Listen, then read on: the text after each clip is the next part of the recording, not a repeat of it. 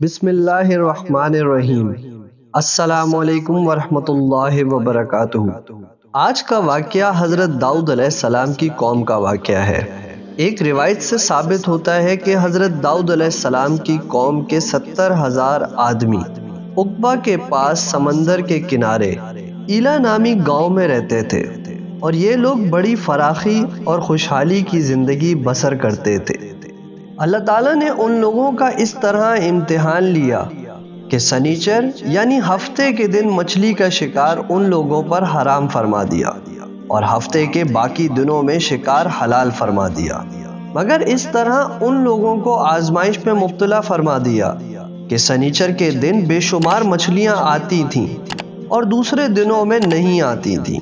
تو شیطان نے ان لوگوں کو یہ ہیلا بتا دیا کہ سمندر سے کچھ نالیاں نکال کر خشکی میں چند حوض بنا لو، اور جب سنیچر یعنی ہفتے کے دن ان نالیوں کے ذریعے مچھلیاں حوض میں آ جائیں تو نالیوں کا منہ بند کر دو، اور اس دن شکار نہ کرو، بلکہ دوسرے دن آسانی کے ساتھ ان مچھلیوں کو پکڑ لو۔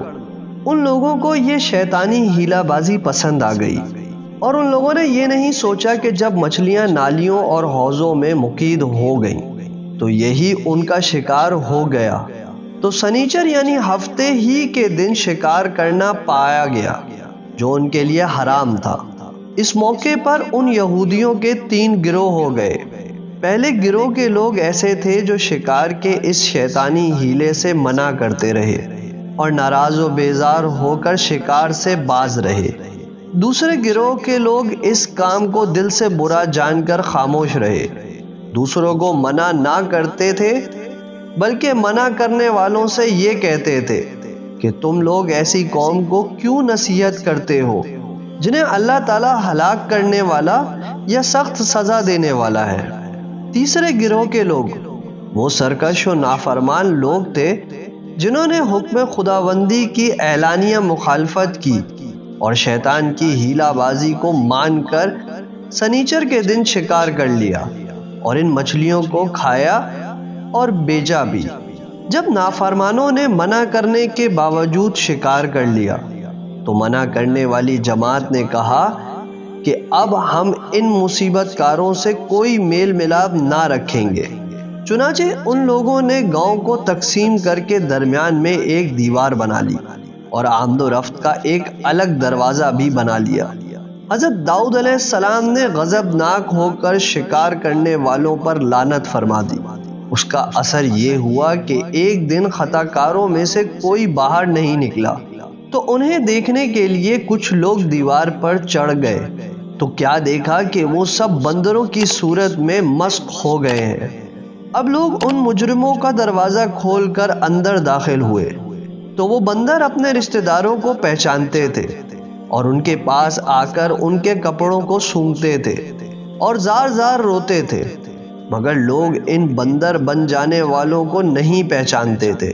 ان بندر بن جانے والوں کی تعداد 12,000 تھی۔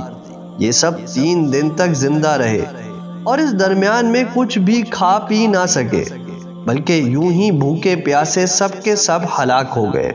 شکار سے منع کرنے والا گروہ ہلاکت سے سلامت رہا، اور صحیح قول یہ ہے کہ دل سے برا جان کر خاموش رہنے والوں کو بھی اللہ تعالیٰ نے ہلاکت سے بچا لیا۔ اس واقعے کو سورۃ بقرہ کی اس آیت میں بیان کیا گیا ہے، اور تم ان لوگوں کو خوب جانتے ہو جو تم میں سے ہفتے کے دن مچھلی کا شکار کرنے میں حد سے تجاوز کر گئے تھے، تو ہم نے ان سے کہا کہ ذلیل و خوار بندر ہو جاؤ۔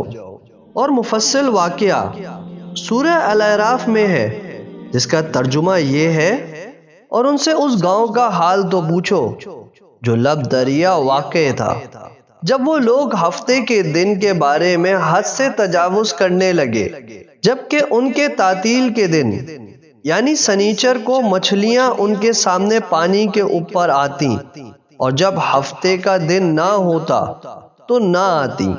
اسی طرح ہم ان لوگوں کو ان کی نافرمانیوں کے سبب آزمائش میں ڈالنے لگے، اور جب ان میں سے ایک جماعت نے کہا کہ تم ایسے لوگوں کو کیوں نصیحت کرتے ہو جن کو اللہ ہلاک کرنے والا یا سخت عذاب دینے والا ہے۔ تو انہوں نے کہا اس لیے کہ تمہارے پروردگار کے سامنے معذرت کر سکے، اور عجب نہیں کہ وہ پرہیزگاری اختیار کرے۔ پھر جب انہوں نے ان باتوں کو فراموش کر دیا جن کی ان کو نصیحت کی گئی تھی، تو جو لوگ برائی سے منع کرتے تھے ان کو ہم نے نجات دی، اور جو ظلم کرتے تھے ان کو برے عذاب میں پکڑ لیا کہ نافرمانی کیے جاتے تھے۔ غرض جس اعمال بد سے ان کو منع کیا گیا تھا، جب وہ ان پر اصرار اور سرکشی کرنے لگے تو ہم نے ان کو حکم دیا کہ ذلیل بندر ہو جاؤ۔